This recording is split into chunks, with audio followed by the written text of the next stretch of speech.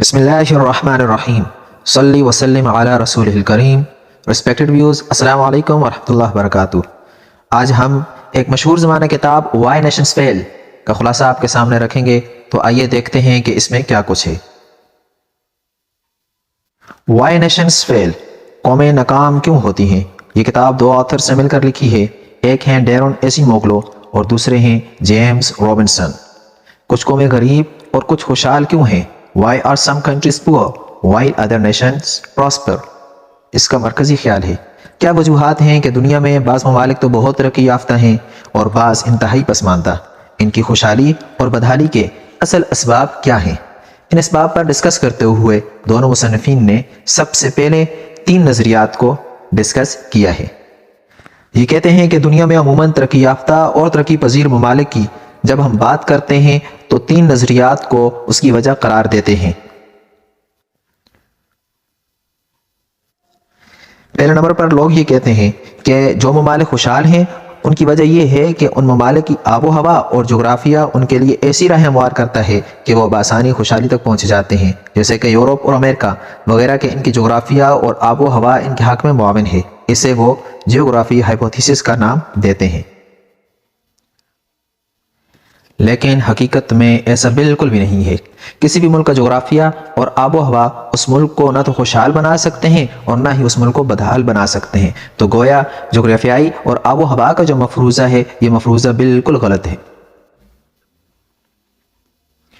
اس کی وجہ یہ ہے کہ دیکھیں، نوگالس ایک ریجن ہے.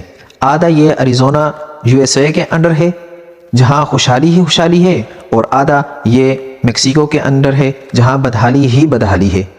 درمیان میں ایک دیوار ہے. دیوار کے دونوں اطراف میں دو مختلف دنیا آباد ہیں.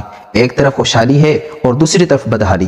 دیوار کے اس پار لوگوں کو بنیادی سہولتوں سے لے کر عیش و عشرت کے تمام ذرائع میسر ہیں، جبکہ دیوار کے اس پار لوگ بنیادی سہولتوں سے بھی محروم ہیں. آب و ہوا اور جغرافیہ دونوں کا ایک ہے. ایک ہی پانی ہے اور ایک ہی مٹی ہے، لیکن دونوں کی معیشت میں زمین و آسمان کا فرق ہے. لہٰذا یہ ہائپوتھیسس کہ جغرافیہ اور آب و ہوا ترقی میں اہم کردار ادا کرتے ہیں ٹھیک نہیں ہے. دوسرا نظریہ یہ پیش کیا جاتا ہے کہ کسی بھی علاقے کی تہذیب و ثقافت اس علاقے کی خوشحالی یا بدحالی میں اہم کردار ادا کرتی ہے. اسے آتھرز نے کلچرل ہائپوتھیسس کا نام دیا ہے کہ تہذیب و ثقافت کا مفروضہ جو کہ attitudes, beliefs, language, customs, behaviour, food, art, drama وغیرہ پر مشتمل ہے، تو کیا یہ کسی قوم کو خوشحال کر سکتا ہے یا نہیں. تو آتھرز نے اسے بھی ریجیکٹ کیا ہے کہ یہ بھی پراسپیرٹی میں کردار ادا نہیں کرتا. دونوں مصنفین کہتے ہیں کہ دیکھیں، دو ممالک ہیں، ایک ہے نارتھ کوریا اور دوسرا ہے ساؤتھ کوریا. دونوں کی تہذیب و ثقافت، رہن سہن، عقائد و نظریات اور حتیٰ کہ نسل و قوم بھی تقریباً ایک ہے، مگر دونوں کی معیشت میں بہت بڑا فرق ہے.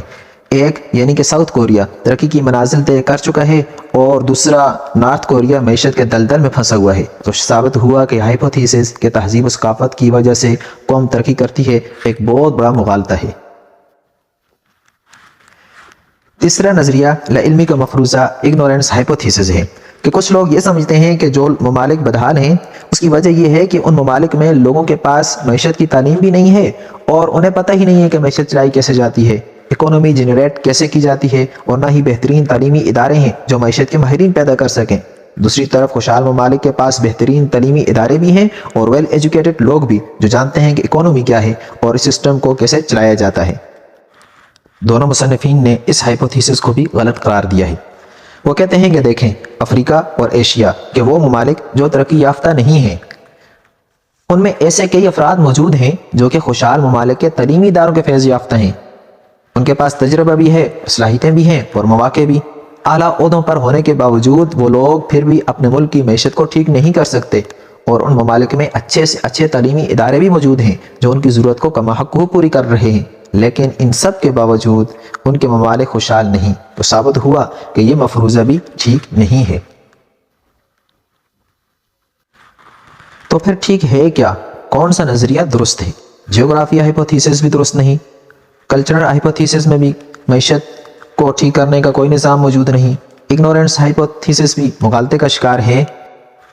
تو پھر کیا وجوہات ہیں کہ کچھ قومیں غریب ہیں اور کچھ خوشحال؟ What are the reasons behind this phenomena? تو authors کہتے ہیں the difference between rich and poor countries is their economic and political institutions. کہ دو ادارے، ایک معاشی ادارہ اور دوسرا سیاسی ادارہ، بہترین جغرافیہ، اعلیٰ تہذیب و ثقافت اور جدید تعلیم ہونے کے باوجود کسی بھی قوم کو خوشحال کر سکتے ہیں یا پھر اس قوم کو بدحالی کی دلدل میں پھینک سکتے ہیں۔ اس ضمن میں مصنفین نے 3 وجوہات سامنے رکھی ہیں۔ ایک ہے انکلوسیو انسٹیٹیوشنز یعنی کہ جامع ادارے، دوسری ہے ایکسٹریکٹیو انسٹیٹیوشنز یعنی کہ غیر جامع ادارے، اور تیسرا ہے کریٹیکل جنکشنز کہ بر وقت اقدام کرنا۔ کہ یہ 3 ریزنز ہیں جو کسی قوم کے عروج و زوال کا سبب بنتے ہیں۔ پہلا ہے انکلوسیو انسٹیٹیوشنز۔ یہ وہ ادارے ہوتے ہیں جن کی پالیسیاں سب کے لیے برابر ہوتی ہیں اور اس میں سب کو جمع کر کے سب کے لیے سوچا جاتا ہے، کسی کے ساتھ کوئی مساویانہ سلوک نہیں کیا جاتا۔ ٹیکس دینا ہے تو سب ٹیکس دیں گے، اکاؤنٹیبلٹی ہو رہی ہے تو سب کی ہوگی، کوئی بھی معاشی قانون سے بالاتر نہیں ہوتا، حکمران اور عوام سب معیشت کے لحاظ سے ایک جیسے ہوتے ہیں۔ A state that guarantees prosperity for the masses کہ جس میں شہریوں کو اچھی زندگی گزارنے کی ضمانت دی جاتی ہے۔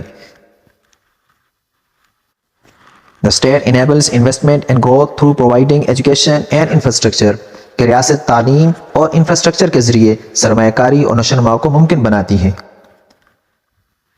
Environment for investment سرمایہ کاری کے لیے موزوں ترین ماحول مہیا کرتی ہے، اور گارنٹی فار پرائیویٹ پراپرٹی لوگوں کی املاک اور مال و دولت کی حفاظت کی ذمہ داری اٹھاتی ہے۔ جبکہ ایکسٹریکٹیو انسٹیٹیوشنز میں بالکل اس کے الٹ ہوتا ہے، کوئی قانون نہیں ہوتا، پالیسیاں صرف اپنے لیے ہوتی ہیں اور باقیوں کو غلام سمجھا جاتا ہے۔ ایک سے دولت لے کر دوسرے کو دی جاتی ہے، یعنی کہ ایک قسم کی بندر بانٹ ہوتی ہے۔ سپورٹ ایچ ادر ان کرپشن بدعنوانی میں ایک دوسرے کے ساتھ تعاون کیا جاتا ہے، مل کر کھاتے ہیں۔ اور ورکنگ فار ایلیٹ کلاسز طبقہ اشرافیہ کے لیے ہی سارے غلاموں کی طرح کام کر رہے ہوتے ہیں اور آخر میں حاصل کچھ بھی نہیں ہوتا۔ تو ایسے ادارے یا ایسی پالیسیاں جو کہ ایکسٹریکٹیو ہوں تو ملک کو بدحال کر کے چھوڑ دیتے ہیں۔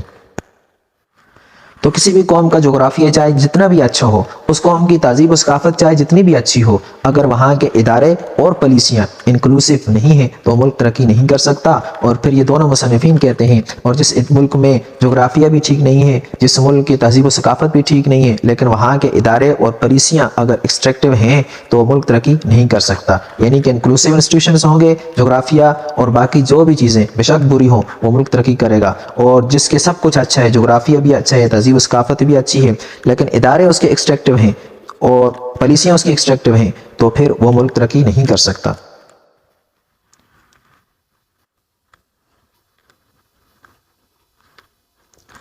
اچھا، تو تیسرے نمبر پر ہے کریٹیکل جنکشنز کہ ہر قوم پر ایسا موڑ ضرور آتا ہے جس میں سبق سیکھتی ہے اور اپنے آپ کو سدھار لیتی ہے، یہی مستقبل کا فیصلہ کرنے کی گھڑی ہوتی ہے۔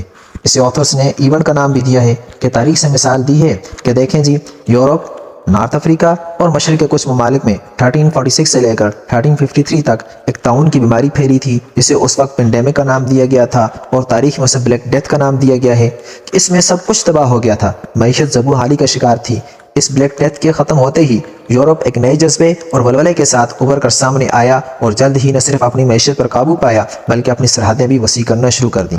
اس کے مقابلے میں نارتھ افریقہ اور مشرق کے وہ ممالک جو اس میں شکار رہے تھے وہ سست رہے اور وہ مقام حاصل نہ کر سکے جو یورپ نے حاصل کیا۔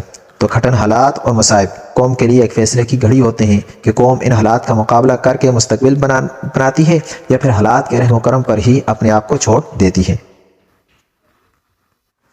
مزید یہ کہ دونوں آتھرز بیرونی امداد کو کرٹیسائز کرتے ہیں کہ بیرونی قرضہ خاص طور پر جو امریکہ کی طرف سے ہوتا ہے وہ قوم کو خوشحال نہیں بناتا، کیونکہ ان کی پالیسیاں ایکسٹریکٹیو ہوتی ہیں، ان کے سیاسی ادارے ایکسٹریکٹیو ہوتے ہیں، ان کے معاشی ادارے ایکسٹریکٹیو ہوتے ہیں، تو ان کے لیے قرضے کا کوئی فائدہ نہیں ہوتا۔ لہٰذا جب تک وہ اپنے معاشی ادارے ٹھیک نہیں کریں گے، جب تک وہ اپنے سیاسی ادارے ٹھیک نہیں کریں گے تو ان کے جو بیرونی قرضہ ہے یہ بالکل ان کی پالیسیوں کی وجہ سے بالکل ان کے خلاف ہو جاتا ہے۔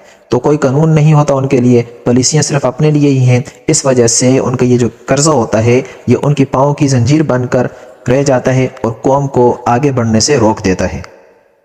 تو انہیں چاہیے کہ سب سے پہلے اپنے معاشی ادارے ٹھیک کریں، اپنی معاشی پالیسیاں ٹھیک کریں، اپنے سیاسی ادارے ٹھیک کریں، اپنی سیاسی پالیسیاں ٹھیک کریں، تاکہ انکلوسیو انسٹیٹیوشن ہو سکے اور انکلوسیو انوائرمنٹ ہو اور وہ ترقی کر سکیں۔